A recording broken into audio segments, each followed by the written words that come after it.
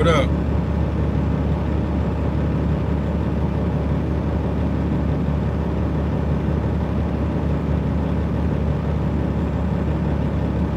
Let me get y'all straight.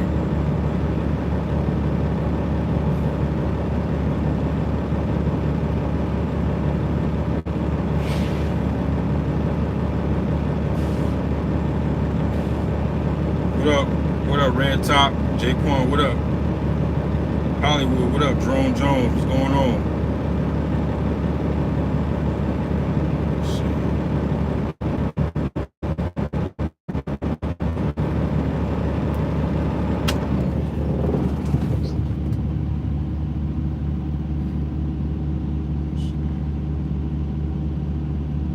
Pin this number at the top for y'all. There we go. I put that message at the top for y'all. ADP, man, Joe Hurley. Get your business set up correctly. You know, I'm gonna have to start doing these. What is he doing, man? These sponsorships. And actually, it's beneficial for everybody, for real, because it's gonna give y'all a discount, whatever y'all using, whether it's Paychecks, Gusto, ADP. I switched over to ADP like back in December before I left for Jamaica, and it's beneficial because the it offers a lot. It helped me because I was using Indeed to find drivers and stuff like that. They got Zip recruiters for free. They got ways to create your own pay stubs. They got a joint with Plastique where you can pay for stuff. You know how some stuff is like ACH only, where you can pay for stuff with a credit card and stuff like that. It's crazy, man. ADP got a lot going on. So hit up Joe Hurley. The number's pinned at the top, and give him a call. Tell him call me Cooley. Sent you. He's gonna give you a discount, and he can beat any payroll service. He can match it. So definitely tap in and get that payroll service. I think everybody in trucking needs it anyways. Start paying yourself on the W-2. Take advantage of those tax breaks and stuff like that. I'm gonna also do an interview with him, and we're gonna set it up. I'm gonna bring him on board, and he can talk a little bit more in depth, along with the bank lender. And a lot of you guys want to have a conversation with the CPA doing taxes. I'm gonna bring him on board too. I'm actually gonna bring on 2 people from taxes, dealing with bookkeeping and like LLCs and stuff like that, and S corps or whatever. So I'm gonna bring them all on board. We're gonna talk about it. But what up, Compton? And who's that? One Tough ZX10. What's going on? But yeah, relationships and contracts. I know this is a subject that everybody wants to talk about, and figuring it out. I know a lot of people are trying to figure it out on the spot market, and the rates ain't what it is. And people want to talk about contracts and understanding contracts, and in some cases, like I said, contracts ain't for everybody. That's why I say when we talk about relationships with different brokers, that might be key for a lot of you guys. Okay, so how do you get relationships with brokers? Well, sometimes you gotta like, I'm gonna just, and all this is based off experience. I want to put out there, I don't know everything. I still educate myself all the time. I learn from you guys because I don't know everything, but everything I speak on is my experiences and what I went through. So with that being said, the way I did it, and sometimes you got to sell yourself. You got to market yourself a different kind of way. You got to be different from other people. Sometimes you're going to have to get on people's nerves and stuff like that. So relationships with brokers, let's speak on relationship with brokers. You have to figure out, you can't be out here running around. Well, you can, but you can't be out here running around from east to west. You know, you can do it, but I see that those type of rates change a lot. You know, because at one point you might get 5,000, 6,000, or at one, we'll say 7,000, then it drops to 4,000, whatever the case may be. But relationship with brokers is key. You have to find that, and we speak on triangles and stuff like that. You have to find that certain lane that you like, and you might have to sell yourself low. And when I say low, I'm not saying like low where it doesn't make sense. I'm saying low where it makes sense on both ends. So say like, okay, we can do numbers. If we say like we'll say like 200 miles. You running 200 miles, and a broker might got it for $900 to $1,000. All right, well, let's lock it in. It's not a bad rate. It's actually still good. You still making money. You still profiting. You be like, all right, I could do it. We'll just say on the low end. I'll do it for $900. All right, cool. You locking in for $900, and you doing it. And think about it is you keep doing it. Let them know what you're doing. Let them know, hey, you gotta sometimes have conversations with the brokers. Like, you get just talking about, family or something like that, or talk about where you like to travel or something like that. Don't just be on here booking loads with brokers and then you go on to the next one. You got to build a relationship with that particular broker. You see what I'm saying? And let them know what you're trying to do. Let them know what your goals are. You know what I'm saying? That's kind of like how I did it. I started off with the one truck operation. I was running it back and forth, back and forth, back and forth. And you might notice a situation where it might be another carrier doing it the same thing. You don't want to get too deep into what the other carrier is doing, because you don't really know, but you can kind of peep game, especially if y'all going to the same place every day or every other day. It might not be every day, it might be every other day, but there's going to be a point where either one, the broker's going to have some type of more value at some point, or if there's another carrier, he's going to fall off, or the shipper's going to see you, and the shipper's going to contact you, or the shipper's going to say something to you where you can potentially go direct. See, that's how those are things that might happen. Not to say it might take a long time, I don't know, but you got to do your due diligence and be on time. Let them know you here every day. Keep your trucks clean. Don't be out here driving around with duct tape and bungee cords wrapped around and stuff like that. But hey, like I said, you gotta be on point with it, because there will be a point in time where you're gonna get one of those three. So that building relationship is key, especially at a time like this. Another thing, I always speak about when places is booming, like Amazon, ports, stuff like that. They boom.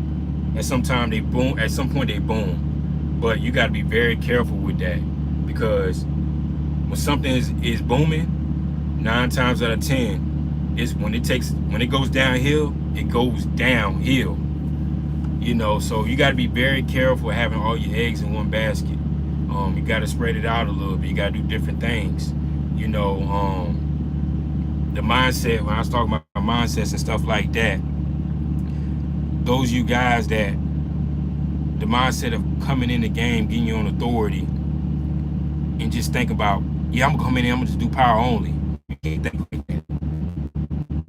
Think about it like this: come in the game, get your own authority, and have your own trailer.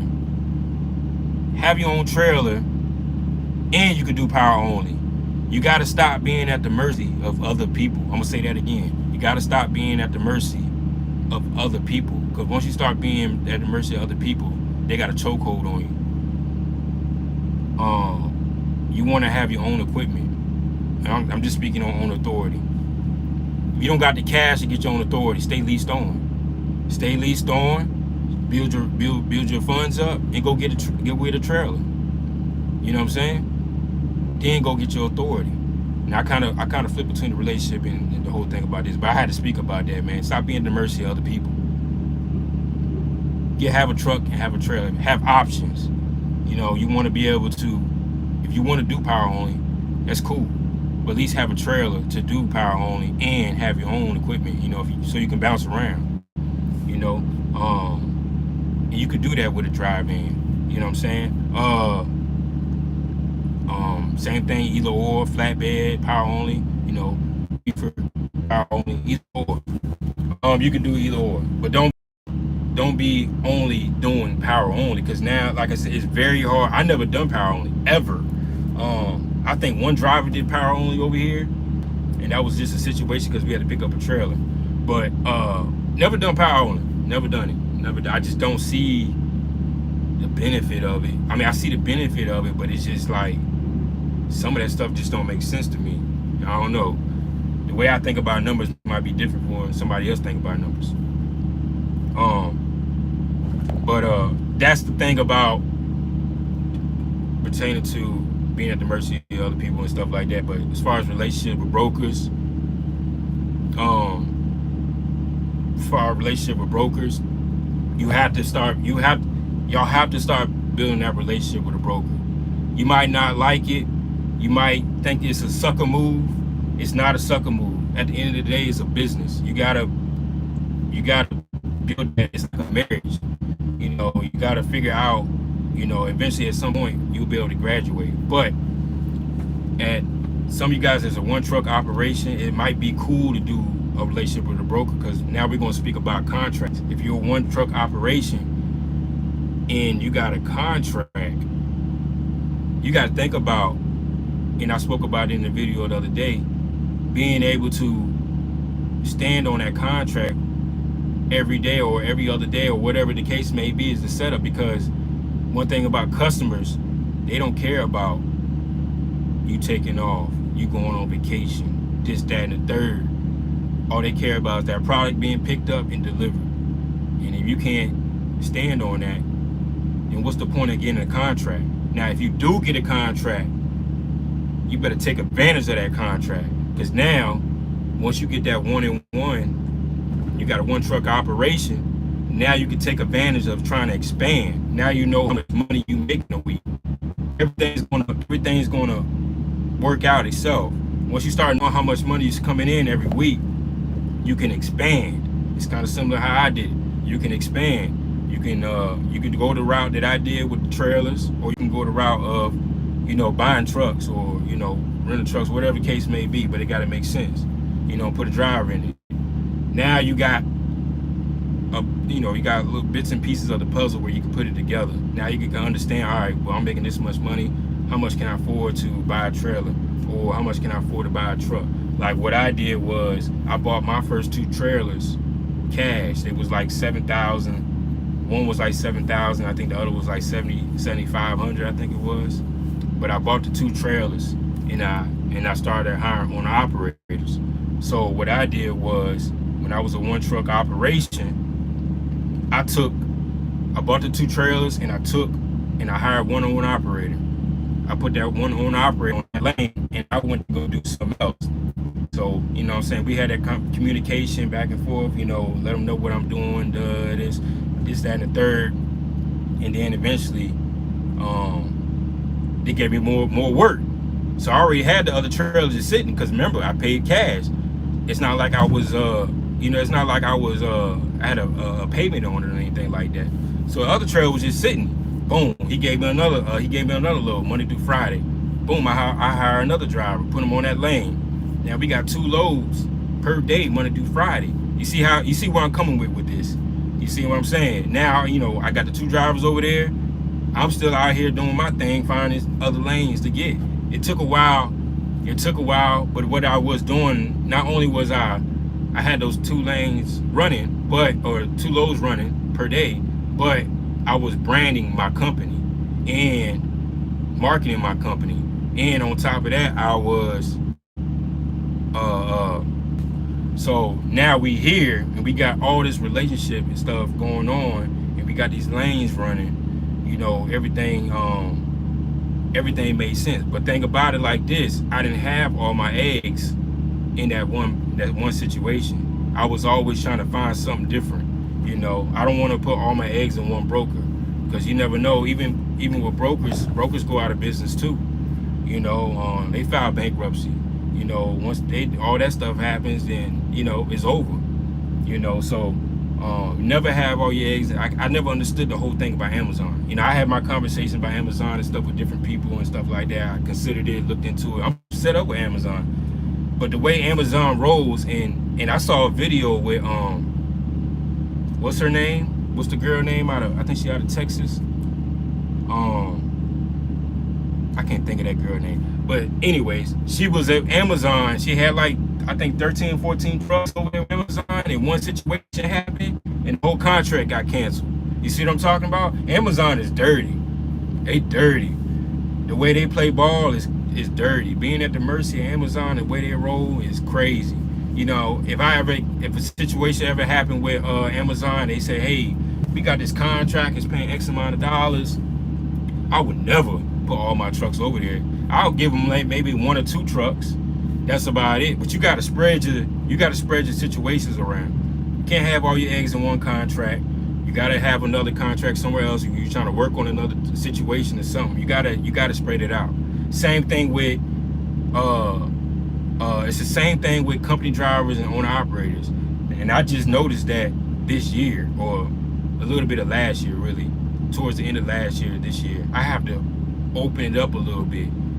I got owner operators, but I gotta start having company drivers. I gotta mix it up a little bit. I got cash equipment.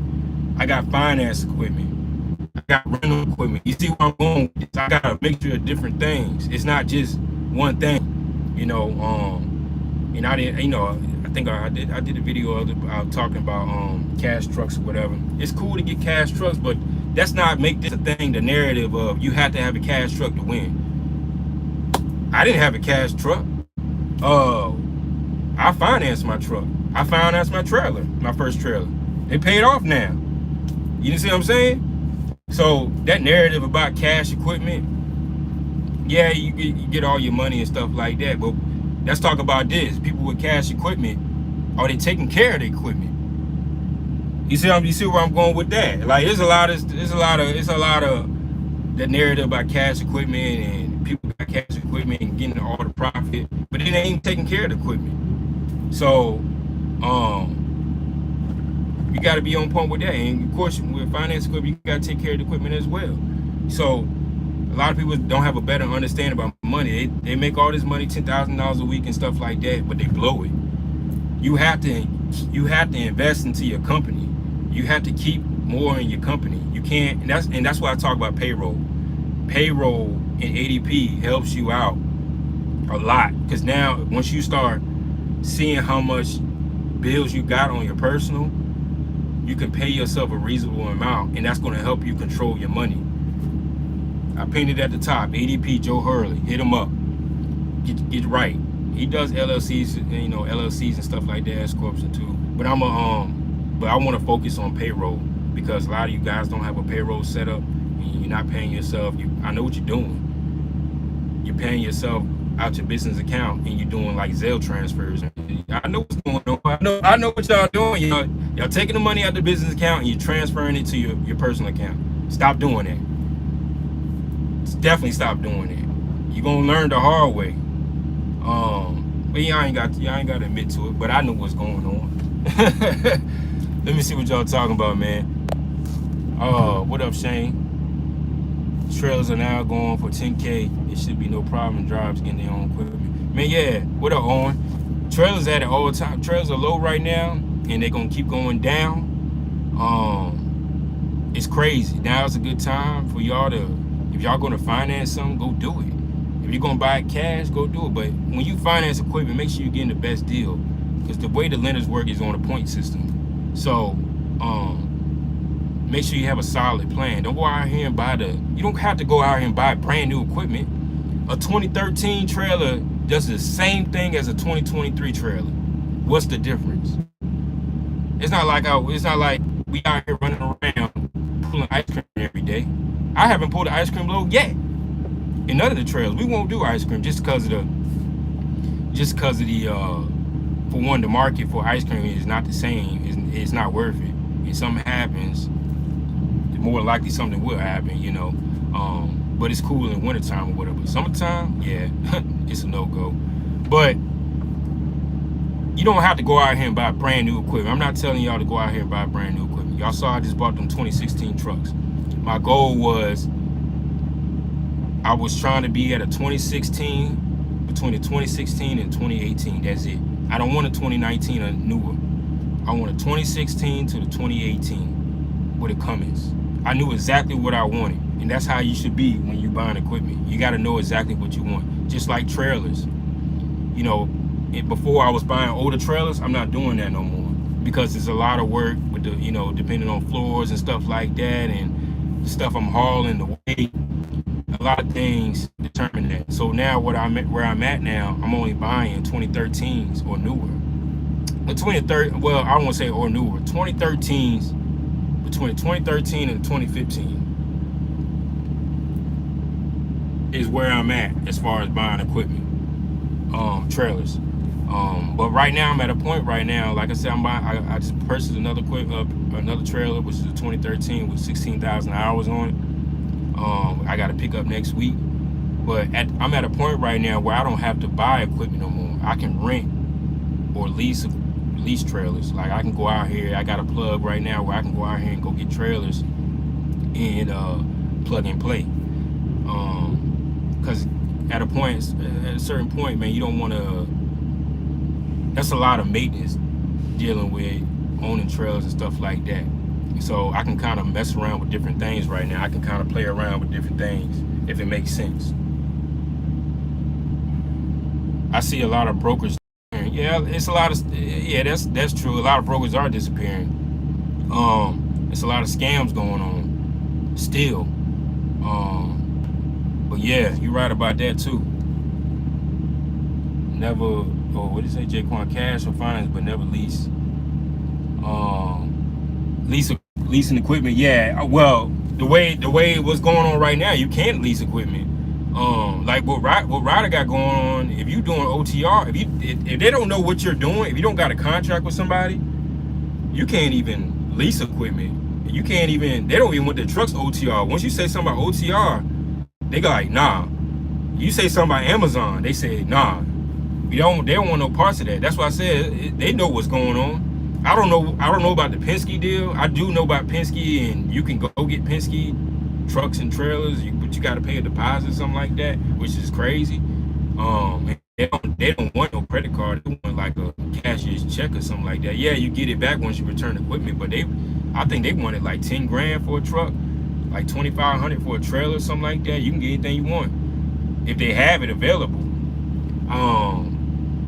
What else? What's the other one? Ideal Lease. I don't know what's going on with Ideal Lease. I know around where I live at, they went out of business, and I don't know what's going on with Ideal Lease. But yeah, leasing equipment, they're getting real tight on that too. Like I said, I had a conversation with a dude on Facebook because I was trying to buy a trailer for him. He was selling like 20 trailers. Well, he was renting 20 trailers or something like that. So I hit him up on Facebook trying to figure out what's going on. Like, are you selling equipment too? He was like, yeah, I sell it too. And I'm like, man, why this dude got 20 trailers? And then I started diving in on what was going on. This dude had like 90 something trucks. 90 something trucks from a Ryder and Penske, and he's going out of business. And then I started diving in again what he was doing. He was running around Amazon in the spot market. And I'm like, that's two bad combos. You got 90 something trucks and you had all these trailers or whatever, and you run around with Amazon in the spot market. That's why he said that's the reason why he went out of business, pretty much. I don't want to go too much in his story, but that's why he went out of business. He was selling his equipment. I was trying to see how much he was selling equipment for. He had 2016s going for like 40K. I'm like, 40K. So then I looked into it, and obviously he was still financing equipment. So he didn't own equipment outright. He was financing all his trailers. He was trying to sell them for like 40K, which means the interest on them, you know, he still owed or whatever the case was. So he basically, what he was trying to do is try to break even. But I'm not paying 40K for a 2016 when I can go to the auction and get a 2016 trailer for probably like 30K or upper 20s for a 2016. So that was like a no-go for me.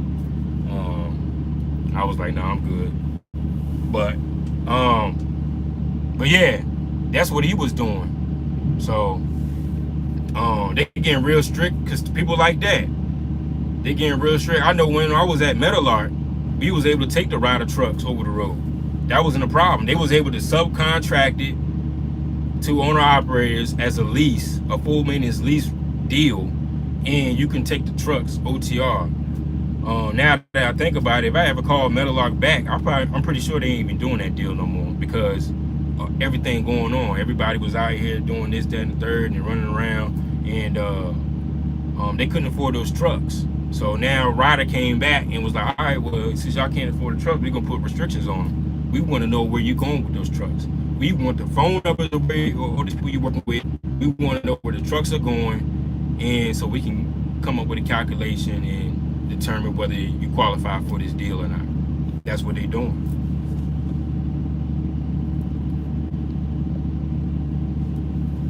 Remove that cancel and keep rolling. 90 trailers and running Amazon is crazy.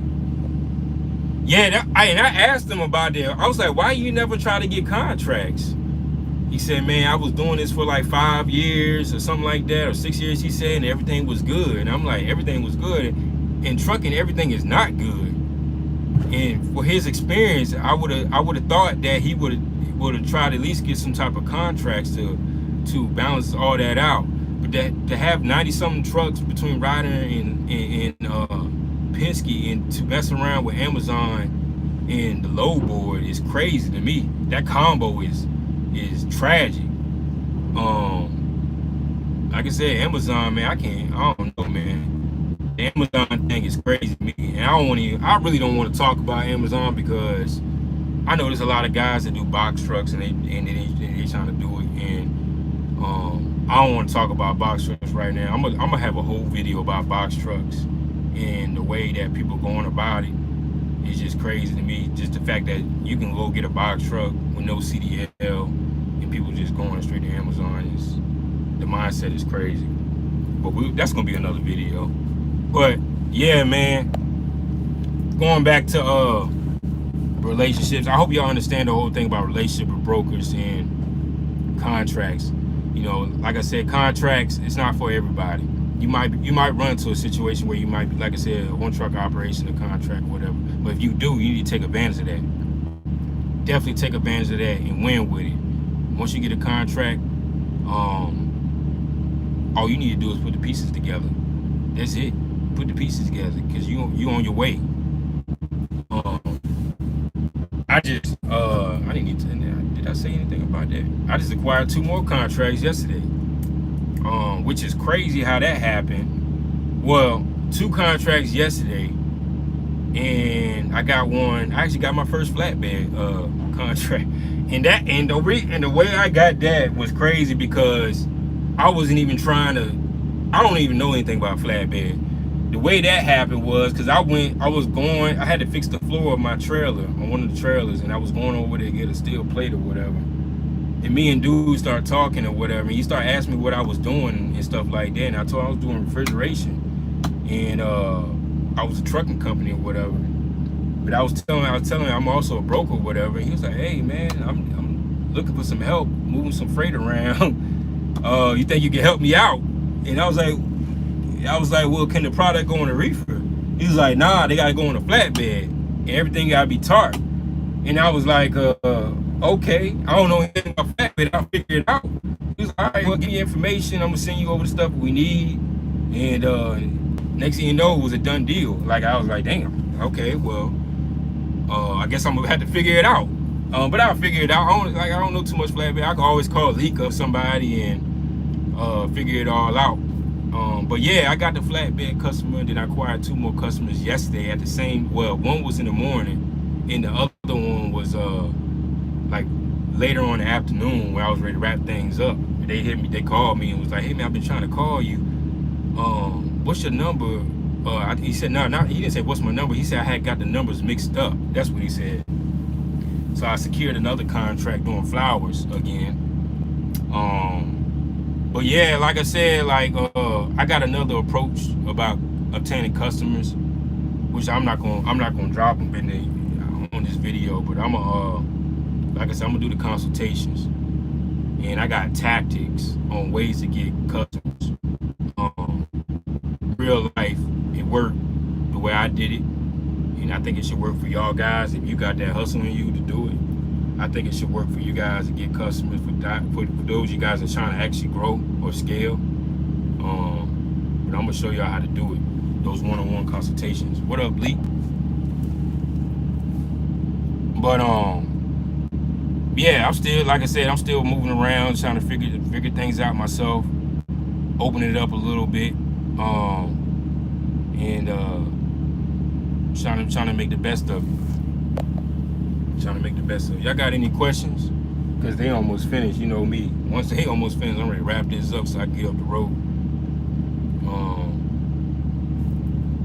Leak over there on the West Coast making Leak said I ain't coming on the East Coast.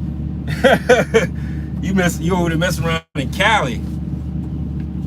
Oh, you flatbed? Yeah, man, hit me up, man, because I'm gonna look for some flatbed carriers. You know what I'm saying? Once they start giving me the lanes, he said they run from Georgia. He said they go to Georgia.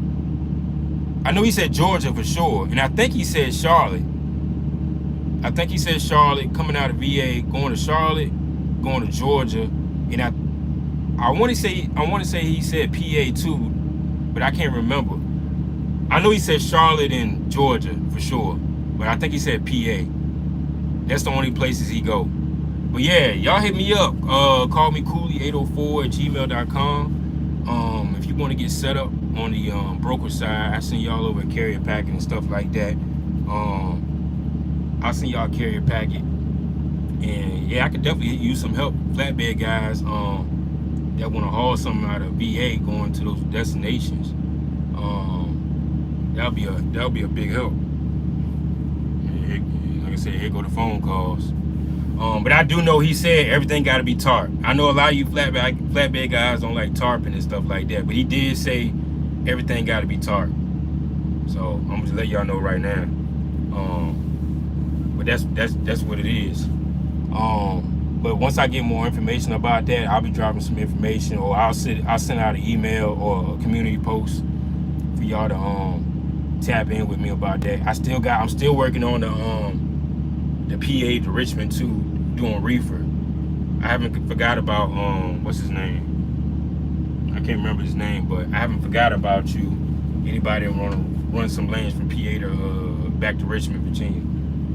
We still working out the details on that, getting the rates confirmed, and trying to lock it in so I can sign a contract on the broker side. So yeah, man, we ramping up over here. Like I said, I'm trying to convert over to the broker side more once I get all this squared away on the trucking side, and we gonna make it happen. What up, I got red top. G-Way, what up? Long Way Fargo, what up, man? Shout out to Long Way Fargo, man. He did a video about me and stuff like that. Appreciate it, man. Make sure y'all go check his channel out. He dropping some jewels over there. I think he out of Texas, if I'm not mistaken. But yeah, shout out to Long Way Fargo. Good peoples.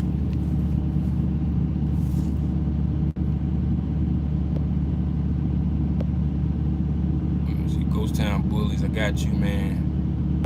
But yeah, man, we ready to bring that like I said, we gonna bring that content back, man, and the jewels back, the game back. Like I said on the other video, I ain't really seeing nobody really talking about trucking. It's more of a goddamn funny bone to me. A lot of, ain't nothing wrong with it or nothing like that, but it's like the trucking funny bone. A whole bunch of jokes, you know what I'm saying? But they each his own, man. Ain't nothing wrong with it. You gotta have some comedy sometimes, man. I did a couple of comedy videos back in the day. Sometimes you gotta make some jokes and laugh. Everything ain't serious. So, but shout out to those comedy channels. I'll be watching them sometimes. I be tripping. I saw on my way up here, I was tripping off that what's his name? Trucker Red, man. He a trip. Trucker Red, shout out to Trucker Red, man. Man, he a trip, man. Red Top, he said I ain't scared of tarp. Yeah, I don't know, man. I be hearing the stories about people scared of tarp. I don't know, man. But he did tell me, because he was like, he put like some emphasis in it. He was like, yeah, we do tarp everything. I'm like, okay, that's cool. It's not like I'm gonna be out there tarping, but I said, all right, well, I'm gonna figure out something. I'm pretty sure somebody want to make some money, and somebody gonna be able to tarp. I was like, man, it's whatever. I'm gonna figure it out. You know what I'm saying? Just like I figure out everything else. It's kind of like a new venture for me. You know, I thought about tapping into the flatbed on the broker side because, you know, I told myself I didn't want to do driving because I didn't want to compete with the goofy rates. You know, I do the reefer, continue doing the reefer, but I wanted to look into also the box trucks, and I was thinking about the flatbed too. I just had to get a little educated on flatbed because I'm not too educated about it. But hey, man, with something like that, you gotta learn. You gotta learn how to do. They trying to pay you to do something. Hey, you got no choice but to learn. You see what I'm saying? So I'll figure it out. And if I got carriers lined up trying to make some money, you know, like I said, on the broker side, I'm not trying to get rich on the broker side. Yeah, I might take $100, $150, $200 off the top. Yeah, that's for the business to grow and all the fees that I got to put into it. You know what I'm saying? But on the broker side, all my fees is low cost. You know, I don't have a high overhead on the broker side other than like TMS system and DAT and stuff, insurance, stuff like that. But that's really it. The overhead is pretty low. So I'm gonna make sure I'm gonna be more, because I'm also a carrier, so I'm gonna also build a better relationship with carriers than I am with the shipper. I'm gonna still build a relationship with the shipper, but I'm gonna make sure the carriers are straight because y'all the ones that gonna be hauling. See how I play that? Because I'm also a carrier too. I want to make, you know, if I'm running from a broker, running for a broker, I want the broker to make sure he take care of me. So as a broker, I'm gonna make sure I'm gonna take care of the carrier. You see what I'm saying? Because y'all the ones that's moving the product. I'm gonna have to get off this in a second. There's too many phone calls coming on right now.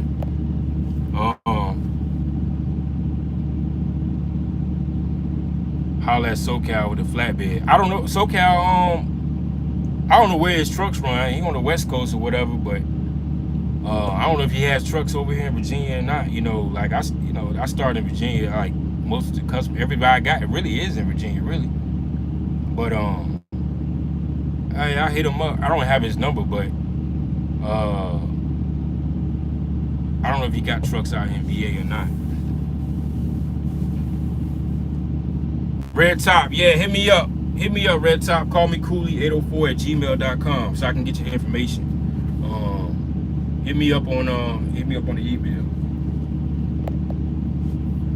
How do you get flatbed experience? I had to the only way to get flatbed experience if you own an operator on authority is really learn from somebody else or get on the truck with somebody else or something like that. Y'all run teams or something like that. But that's the only way to learn flatbed. You gotta have to get some experience somehow. It's not going backwards and working for a company like, but you can actually work with another owner operator or another guy with their own authority and see they, you know, you can ride on the truck with them or whatever. All right, man, I'm about to get out of here. Phone ringing, stuff going crazy. Oh, good. If y'all need me, hit me up. Call me Cooley 804@gmail.com. I appreciate y'all coming in, man. Hit the like button, share the video.